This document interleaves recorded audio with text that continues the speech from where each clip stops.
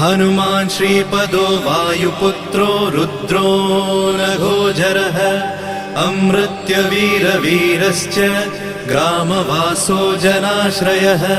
धनदो निर्गुणः शूरो वीरो निधिपतिर्मुनिः पिङ्गाक्षो वरदो वाग्मी सीताशोकविनाशकः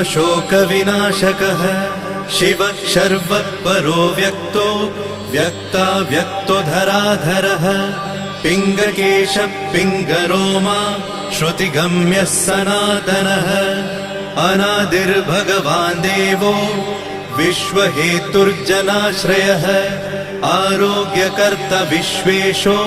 विश्वनाथो हरीश्वरः